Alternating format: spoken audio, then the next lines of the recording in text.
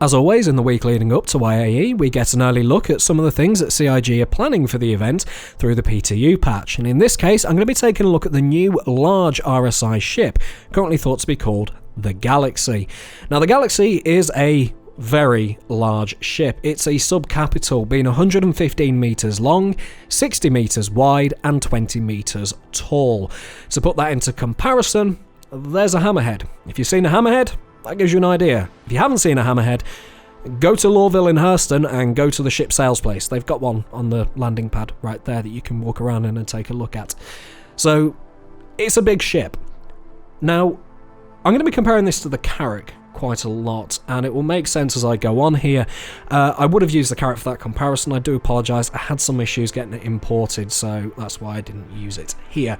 Now, let's take a look at the ship from the outside. Here at the top, towards the mid, we have the cockpit, or more of a bridge, I suppose, in this case.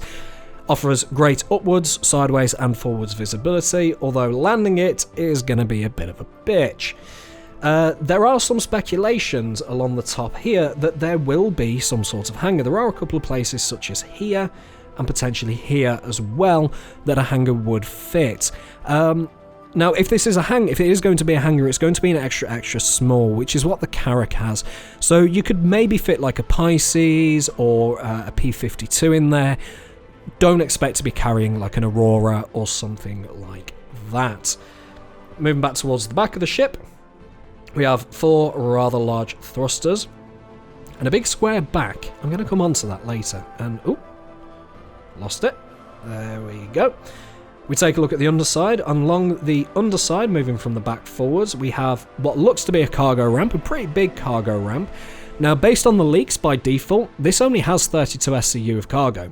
Again, I will come on to that, but that's what that cargo ramp appears to be. It's either going to be for a small amount of cargo or potentially for a bike, like a Nox or a Dragonfly. Along the bottom, we also have 6 very, very large ventral thrusters, so atmospheric flight capability of this is going to be pretty good for a large ship. That being said, it's still a large ship. It's going to fly like a brick through treacle, or molasses if you're from the other side of the pond. In terms of weaponry, we have, if I just move to the front here, 3 remote turrets, 1 on either side and 1 on the nose.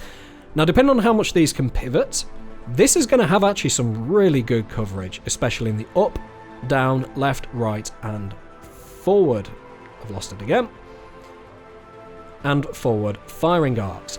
However, rear firing is going to be a problem. That is only going to come down that way. And if we look at it from the top here, again, the engines get in the way, so you're not going to have great coverage if you're trying to escape. Do keep that in mind. With that being said, these aren't small guns. This is a size 4 Gatling. Now, Gatlings are shorter than cannons, so don't just look at the barrel length here. You want to be looking at the main body of the weapon, which, as you can see, is a lot smaller on this size 4. This is an orthographic view, by the way, not perspective, so there's no perspective view skewing. Which makes me think these are size 5s. I don't think they're size 6s, they're not big enough to be size 6s, but 6 size 5 weapons coming straight at you is nothing to sniff at.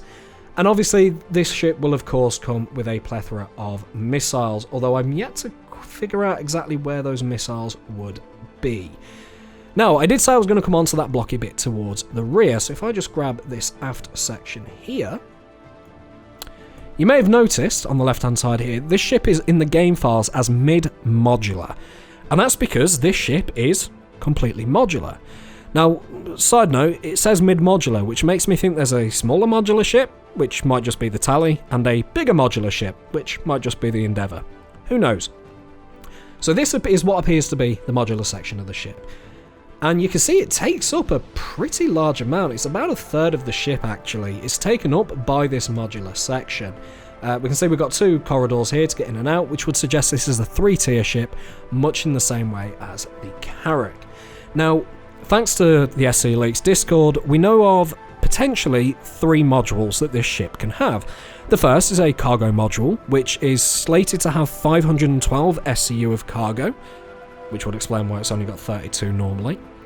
The second is a medical module, which makes this basically a smaller version of the Endeavour Hope. And the third is, I believe it's a refining module, which makes this a really good support ship for your mining expeditions. What I would love to see, and what I'm hoping they add, is an exploration module, kind of like the 600i has, because this is a Carrack-sized ship, and by extension an Odyssey-sized ship, and the Carrack is something unto itself, or at least it was until the Odyssey came along.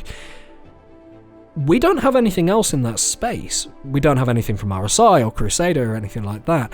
This ship, especially with its modularity, has the potential to be that quote-unquote Carrack killer. I just did air quotes there and none of you can see me doing it. I don't know why. So I'm kind of hoping that they do add that in, because it would be interesting to see another alternative to the Carrack. The Carrack is a fantastic ship. There's a reason it keeps winning the ship showdown. A king needs a pretender. Let this be the pretender, CIG. Now, with that being said, based on its size and based on the fact that it is a potential Carrack competitor, this isn't going to be cheap. This, I reckon, is going to be around about the £700 mark, or $700 mark, sorry, because that gives people the ability to CC you from the Carrack if they prefer it. It gives people the ability to CC you from the Odyssey, I believe, if they prefer to switch to this from the Odyssey. Yeah. I don't know. What do you guys think? Leave any thoughts down below. Do you think this is a new competitor to the Carrack? Do you think this brings things to the table that the Carrack and the Odyssey don't? Do you think there are things that the Carrack and the Odyssey do better than this ship? What does the modularity add? Do you think that extra flexibility gives it the edge over the others? Leave your thoughts down below. I want to start a discussion on this before we get the real answers from CIG. I'm genuinely curious to see what ideas you guys have. Thanks for watching. I'll catch y'all next time.